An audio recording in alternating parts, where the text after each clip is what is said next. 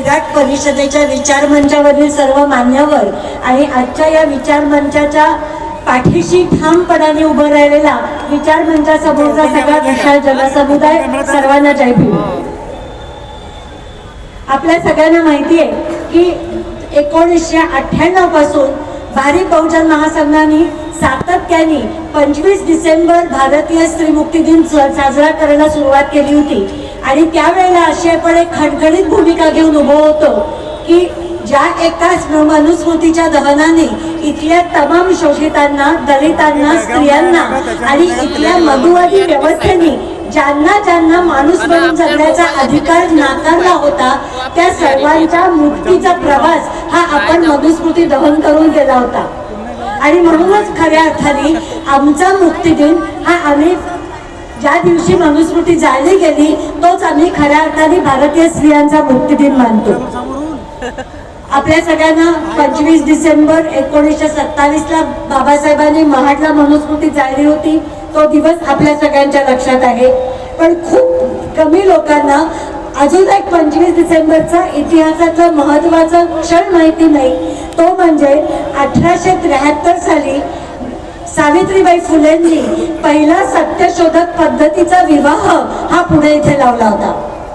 सत्यशोधक विवाहाचं महत्व असं होतं की ज्या समाजामध्ये काही क्रियाकर्म करण्याचे अधिकार हे फक्त जातींनी, काही ठराविक जाती व्यवस्थेने काही ठराविक जातींना दिले होते, त्याच्यामध्ये ब्राह्मणांना दिलेले सगळे क्रियाकर्म करण्याचे अधिकार हे फक्त त्यांच्याकडे होते आणि बाकीच्या समाजाला ज्ञानार्जन करण्याचा अधिकार नव्हता, कुठल्याही पद्धतीचे श्लोक शिकण्याचा अधिकार नव्हता आणि कुठलीही क्रियाकर्म करणं त्याच्यासाठी त्यांना ब्राह्मणांवरती अवलंबून राहत होतं.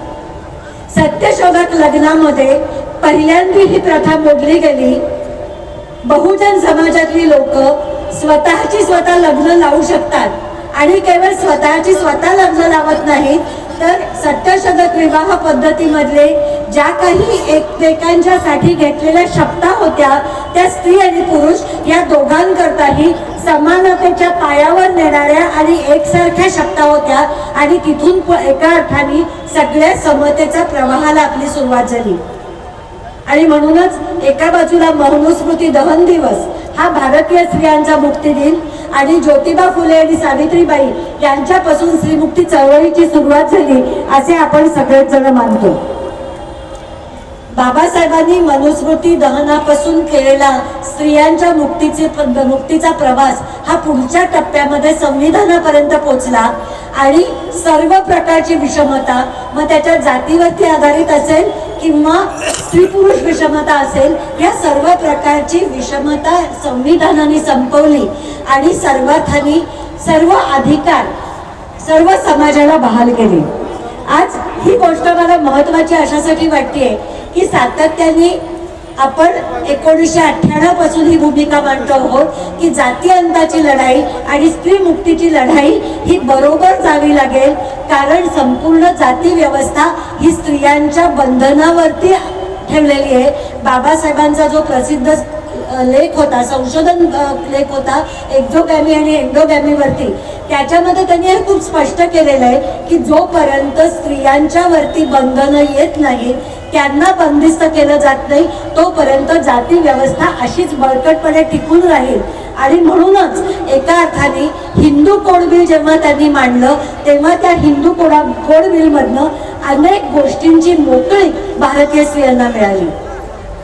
18 वर्षाच्या पूर्वी विवाह होऊ नये याच्यातनं संज्ञान झाल्यानंतर, शिकल्यानंतर, स्वतःचा निर्णय स्वतः घेता यायला लागल्यानंतर मिळालेलं लग्न करण्याचं स्वातंत्र्य, स्वतःचा जोडीदार निवडण्याचं मिळालेलं स्वातंत्र्य, कौटुंबिक मालमत्तेमध्ये मिळालेली वाटा, या सगळ्यातनं सुशिक्षित झालेली, प्रौढ झालेली, विचार करू शकणारी आणि हातात स्वतःच्या संपत्तीवरती अधिकार असलेली स्त्री निश्चितपणे स्वतःचा निर्णयाचा, स्वतःचा जोडीदार निवडण्याचा निर्णय स्वतः घेईल आणि कुठेतरी या जाती व्यवस्थेला सुरुंग लावेल, ही भूमिका त्याच्यामध्ये बाबासाहेबांची होती.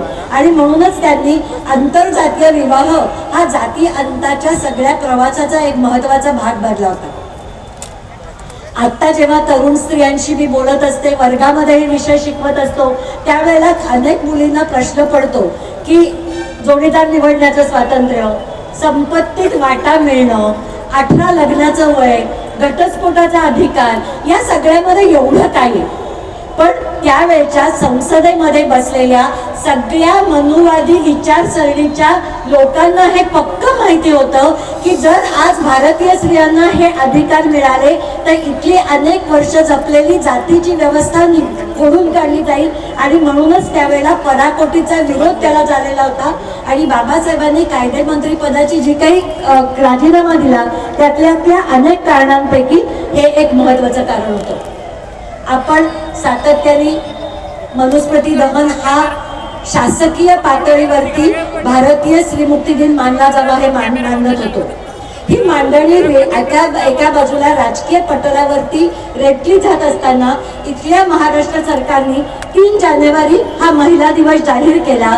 आणि त्याच्या मागे एका बाजूला आंबेडकरी समूह आणि दुसऱ्या बाजूला सावित्रीबाई फुलेंचा दिवस आणून त्या सगळ्या बहुजन समाजामध्ये एक फूट पाडण्याचा प्रयत्न केला.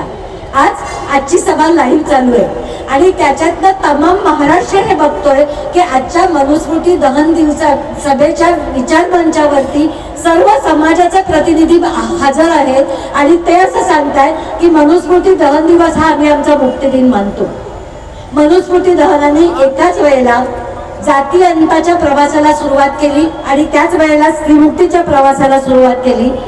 आता जेव्हा आपण मनुस्मृती दहनाबद्दल बोलतो तेव्हा कित्येक लोक विचारत असतात कुठले तुम्ही पुराण काळातले मुद्दे उपस्थित करता, आता कुठे मनुस्मृतीचा संबंध आहे, आता तर सगळं कायद्याचं राज्य आहे. पण मनुवाद हा अजून जिवंत आहे. तो इथल्या अनेक मनुवाद्यांच्या मनामध्ये मोठ्या प्रमाणावरती रुजलेला आहे. दलित, आदिवासी, मुस्लिम अत्याचारामध्ये जेव्हा पोलीस केसेस नोंदवून घ्यायला टाळाटाळ करतात किंवा त्याची तपासणी होत नाही तेव्हा साक्षी विनीत सारखी लोक आपले कुस्तीचे बूट उचलून ठेवून आपल्या खेळाला ज्याच्याकरता त्यांनी लहानपणापासूनचं आयुष्य वेचलेलं असतं त्या खेळाला रामराम करतात. तेव्हा इथल्या मोठ्या प्रमाणावरती बहुजन समाजातल्या लोकांच्या शिक्षणाच्या संधी जातात, त्यांची स्कॉलरशिप काढून घेतली जाते, त्यांच्या नोकऱ्या जातात आणि केवळ एका बाजूला बहुजन समाजांची ओबीसींची जनगणना होत नाही म्हणून त्यांचं आरक्षण संपवण्याचा घाट घातला जातो. तेव्हा त्याच्यामध्ये आम्हाला संपूर्ण मनुवादी विचारसरणीत जिवंत असलेले ठळठळतपणे दिसत असते. आणि त्याच्याचमुळे आत्ता पुन्हा मनुस्मृती दहन दिवस हा पुन्हा आठवण जागवण्याची त्याची गरज आहे. आता जेव्हा सगळ्या ह्या प्रवासाकडे आपण बघत असतो तेव्हा एका बाजूला आपल्याला मनुस्मृतीसारखा ग्रंथ आहे ज्याने केवळ स्त्रियांनाच नाही तर इथल्या अनेक वंचित समूहांना, मग त्याच्यात दलित आहेत, आदिवासी आहेत, भटके विमुक्त आहेत, मुस्लिम आहेत, अनेक बहुजन समाज आहेत, 12 बलुतेदार आहेत, या सगळ्या समाजांना अनेक गोष्टी नाकारल्या आहेत. मनुस्मृतीची संस्कृती आणि मनुस्मृतीची विचारसरणी ही संपूर्णपणे लोकांना त्यांचे अधिकार, त्यांचं अस्तित्व, त्यांची अस्मिता, त्यांची ओळख, त्यांच्या रोजगारावरचा हक्क, त्यांची सामाजिक सुरक्षितता, त्यांचं शिक्षण आणि त्यांचा निर्णय घेण्याचा हक्क, मग तो व्यक्तिगत जीवनात असेल किंवा त्या राजकीय जीवनात असेल, त्यांचा निर्णय घेण्याचा हक्क हा इथल्या मनुस्मृतीने नाकारलाय. जे मनुस्मृतीने दिलं तेच नेमकं नाकारलं, लोकांच्याकडनं काढून घेतलं, तेच नेमकं भारतीय संविधानाने इथल्या बहुजनांना दिलंय, इथल्या स्त्रियांना दिलंय, इतक्या भटक्या विमुक्तांना दिलंय. म्हणून तुम्ही गेले 4-5-10 वर्षाचं पाहत असाल तर इथलं प्रत्येक मानवी हक्काचं आंदोलन हे एका बाजूला संविधानाची प्रत आणि दुसऱ्या बाजूला हातामध्ये बाबासाहेबांचा फोटो घेऊन प्रत्येक आंदोलन होत असतं. कारण इथल्या समाजाला असं कळलंय की आपलं अस्तित्व टिकवायचं असेल, आपला विकास साधायचा असेल, आपल्याला आपल्या हातातलं शिक्षण जाऊ द्यायचं नसेल, आपल्या समाजाची अस्मिता टिकवायची असेल, आपल्याला सुरक्षितता हवी असेल तर आता मनुस्मृती नाकारणं आणि संविधान स्वीकारणं याच्यासमोर आपल्याला पर्याय नाही आहे. आणि मला आजच्या या सभेच्या निमित्ताने इथल्या तमाम स्त्रियांना हा प्रश्न विचारायचा आहे की ज्या मनुस्मृतीने आणि सगळ्या वंचितांना हा प्रश्न विचारायचा आहे की आता एक निर्णायक वेळ आलेली आहे. आपण मनुस्मृती आणि संविधान या एकमेकांच्या स्पष्टपणे विरोधात असलेल्या दोन भूमिका, दोन विचार प्रणाली, दोन तत्व प्रणाली आहेत. त्यातल्या कोणाच्या बाजूने आपण जाणार आहोत हा निर्णय घेण्याची इथे वेळ आली आहे.